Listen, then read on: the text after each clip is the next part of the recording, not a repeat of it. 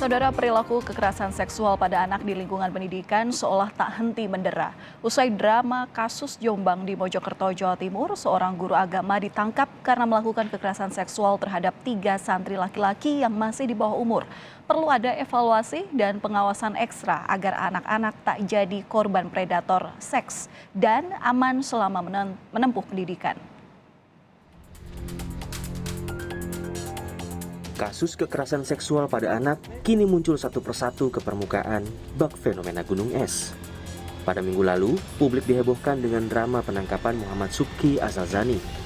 Pengurus Pondok Pesantren Sidikiyah di Jombang ini jadi buruan aparat berwajib sejak awal tahun 2022 karena dugaan kekerasan seksual yang dilakukan terhadap santri. Padahal, putra pendiri pesantren Sidikiyah ini sudah jadi tersangka sejak akhir 2019. Kini Subki tinggal menunggu jalannya peradilan di Pengadilan Negeri Surabaya. Sidang perdana akan dimulai pada Senin 18 Juli mendatang, digelar secara daring dan tertutup untuk umum. Sidang baru dibuka untuk umum saat pembacaan putusan. Sidang kasus dugaan kekerasan seksual ini akan dipimpin Ketua Majelis Hakim Sutrisno dibantu 2 hakim anggota. Sedangkan jaksa penuntut umum berjumlah 8 orang yang berasal dari Kejaksaan Tinggi Jawa Timur serta Kejaksaan Negeri Jombang. Terus untuk penetapan hari sidang dilaksanakan pada tanggal 18 itu hari Kamis. Senin 18 Juli. Oke. 18 Juli hari Senin untuk sidang pertama. Untuk keamanan kami akan koordinasi dengan Polrestabes Surabaya. Buntut dari kasus ini, Kementerian Agama sempat mencabut izin operasional pondok pesantren.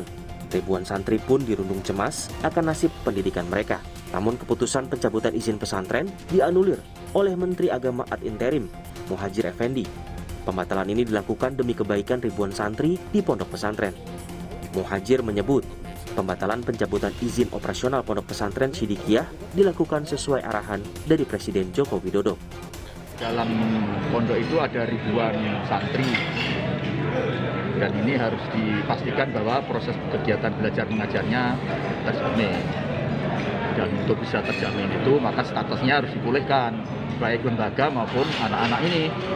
Karena itu atas arahan dari Bapak Presiden sebaiknya pencabutan status izin operasional itu supaya dibatalkan. Setelah drama penangkapan Subki, kasus kekerasan seksual pada anak di lingkungan pendidikan kembali muncul ke permukaan. Masih di Jawa Timur, tepatnya di Mojokerto.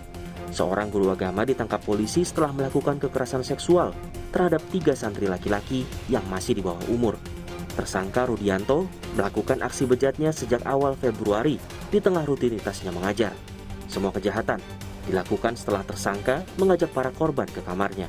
Rudianto kini harus mendekam di balik jeruji setelah orang tua para korban melapor ke polisi atas tindakan kekerasan seksual yang dialami anak mereka.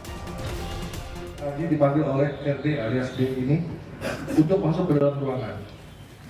Setelah kedua korban masuk ke dalam kamar, kemudian disuruh memijat RD alias D, dan tidak lama kemudian salah satunya disuruh keluar dan tinggal 1 orang.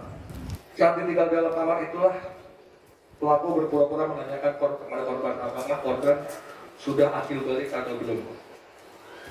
Pada saat setelah ditanyakan apakah korban sudah akil balik atau belum, kemudian korban YSF dipertontonkan video porno sampai akhirnya pelaku melakukan perbuatan asusila terhadap korban.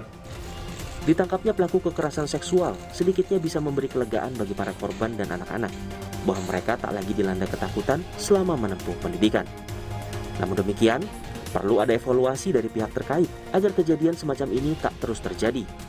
Sebab kekerasan seksual pada anak punya efek jangka panjang dalam kehidupan mereka. Oleh karena itu, lingkungan pendidikan sudah seharusnya jadi tempat yang aman bagi anak-anak.